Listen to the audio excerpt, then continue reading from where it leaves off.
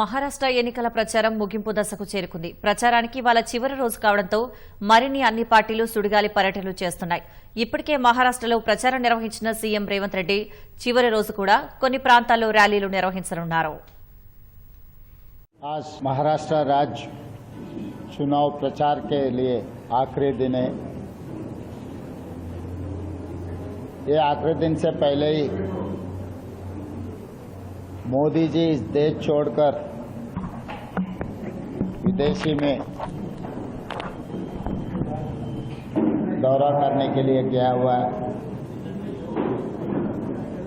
इसका मतलब भारतीय जनता पार्टी नरेंद्र मोदी जी हार मान लिए,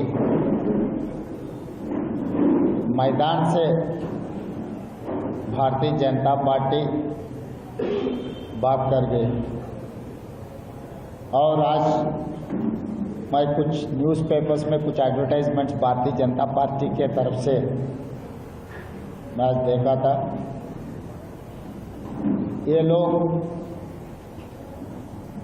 चुनाव जीतने के लिए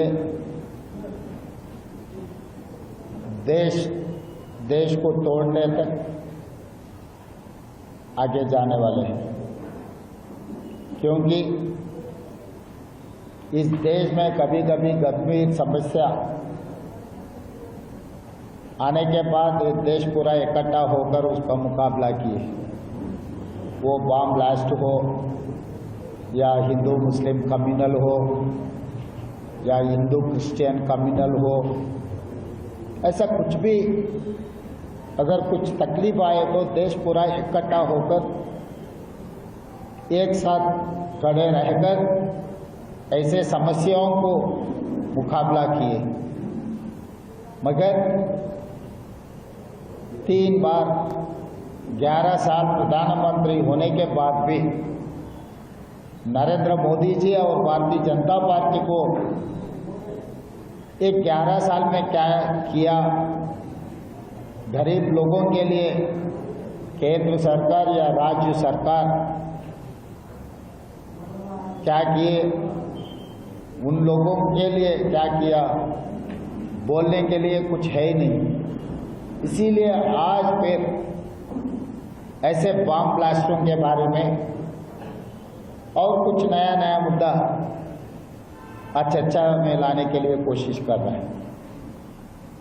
तो मैं प्रधानमंत्री जी से, भारतीय जनता पार्टी से मैं एक ही सवाल पूछना चाहता हूं।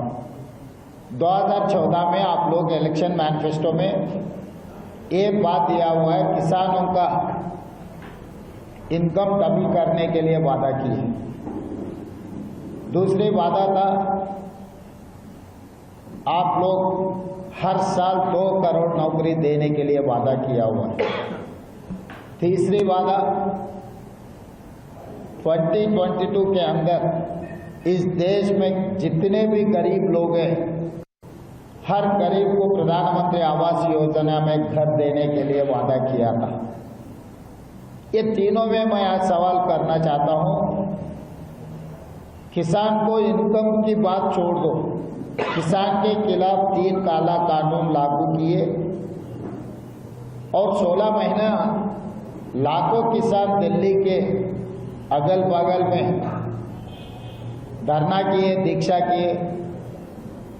उस दीक्षा में 700 के ऊपर किसान लोग शहीद हुए।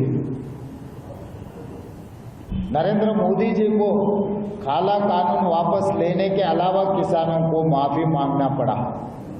अगर सचमुच उनको याद दिलाना है महाराष्ट्र राज्य के किसानों को, वो याद दिलाना था। इस देश में सबसे ज्यादा किसानों का खुदकुशी हो रहे महाराष्ट्र राज्य में है ना। पिछले साल के हिसाब देखें तो 20,000 किसान लोग महाराष्ट्र राज्य में हाईएस्ट किसानों का खुदकुशी हुई, उसके लिए कोई जवाब नहीं। और दूसरी बात रहा सरकार नौकरी के बारे में। पिछले साल मैं लोकसभा मेंबर थे, तब मैं सवाल पूछा था लोकसभा में, आप हर साल 2 करोड़ नौकरी देने के लिए वादा किया, अभी तक कितने नौकरी दिया हुआ? सरकार से जवाब ये आया 7,25,000 के चिल्लर नौकरी दी। 11 साल के बाद भी आप 1% भी सरकार नौकरी नहीं दिया हुआ है। इसका मतलब नरेंद्र मोदी जी और गरीबों को घर के बारे में तो कुछ बोलने का जरूरी नहीं है। आज क्या सिचुएशन है इस देश में, तो आप किसानों के लिए कुछ नहीं किए, गरीब लोगों के लिए कुछ नहीं किए, बेरोजगारी हटाने के लिए कुछ नहीं किए। इतना फेल्यूर मोदी जी के तरफ भारतीय जनता पार्टी के रहने के बाद अब हमारे गारंटीज में मोदी जी बोलने लगे।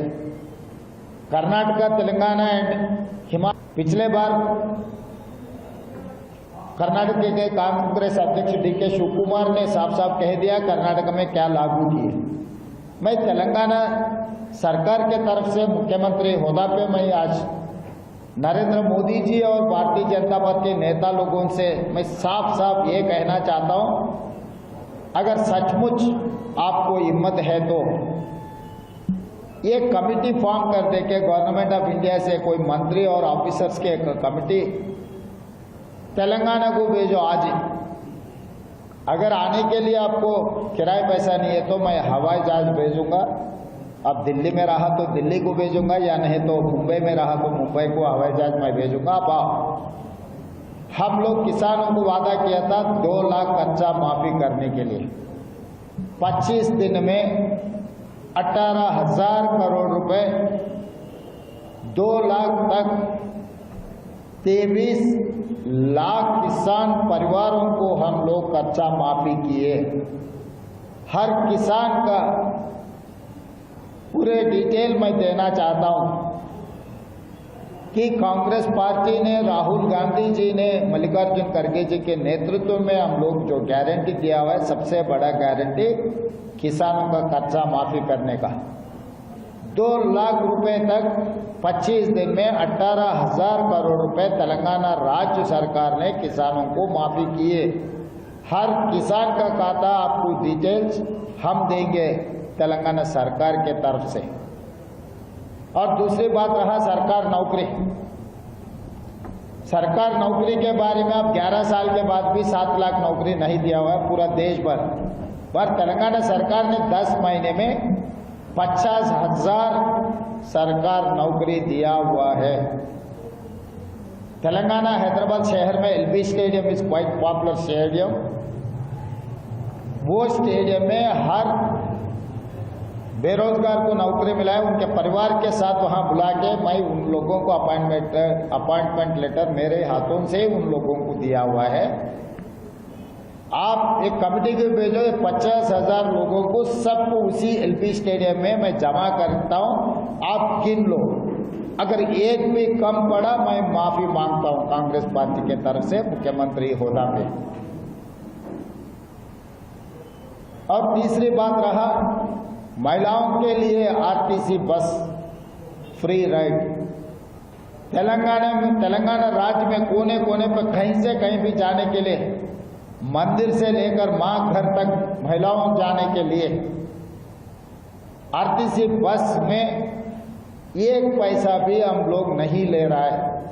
अभी तक 1 करोड़ 10 लाख महिलाओं ने ये 10 महीने में ये RTC बस को फ्री राइड इस्तेमाल किए। उसके लिए तेलंगाना राज्य सरकार ने कॉरपोरेशन को 3,600 करोड़ रुपए हम लोग पे कर चुके हैं।